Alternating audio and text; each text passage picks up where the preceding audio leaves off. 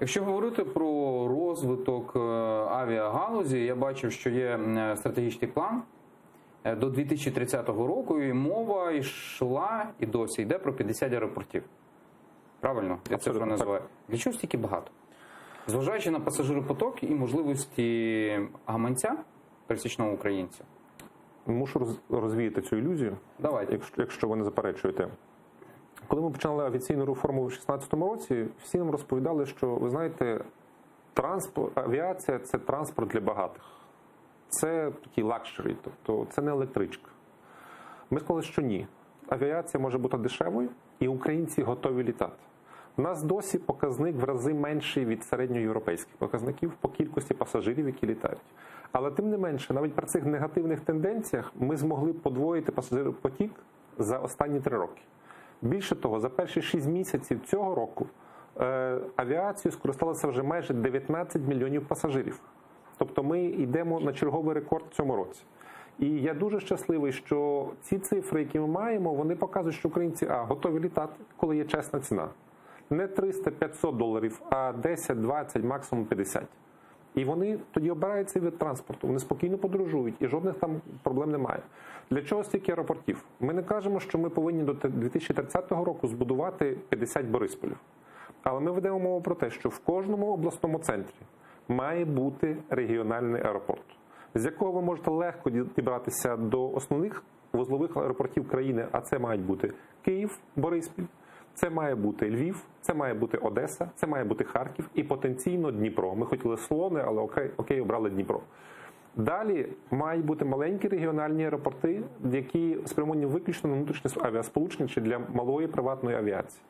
І тоді країна дасть можливість мобільного комунікації між собою.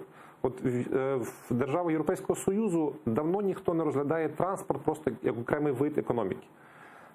Там йдеться про мобільність населення. Наскільки швидко громадянин з однієї точки може доїхати в іншу? Яким видом транспорту? Я вам це питання вже ставив і приводив як приклад Італію, так?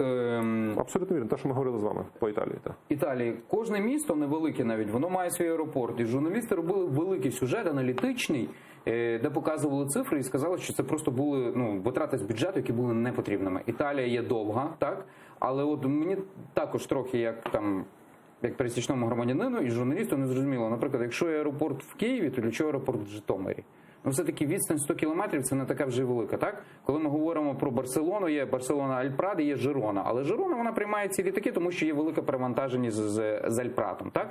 Це відстань 100 кілометрів. І люди з Жирони їдуть нормально автотранспортом Безумовно, що ніхто не буде розглядати варіант авіасполучення між Житомиром і Києвом.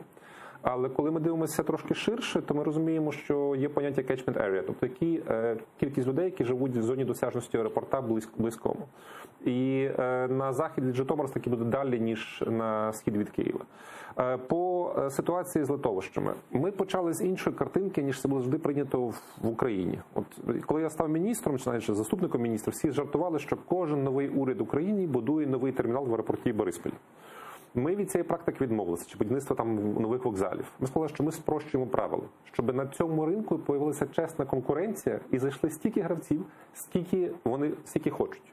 І це спрацювало. І що ми бачимо? Що за 3 роки фактично держава вклала ресурс тільки в Одеське литовище з літосмугу, зараз вкладе в Дніпро, але появилося з нуля ще 10 аеропортів, яку вклали кошти або приватний бізнес, або муніципальні органи влади. Вони побачили, що це вигідно інвестувати. По створенню аеропорту створює нові робочі місця, розвиває сам регіон, легко добратися. Ще в 2015 році, щоб долетіти з Європейського Союзу до Львова, треба було робити якісь карколомні маршрути, міняти кілька міст, потім автобусами, чи потягами, чи машинами. Щоб дешево залетіти. Так, зараз це взагалі не проблема. Коли ми запустили перші лоукости, полетіли саме зі Львова, була дуже цікава інша картина, що багато киян брали дешевий потяг до Львова, і у Львові сідали на дешевий лоукост, щоб полетіти далі по Європі.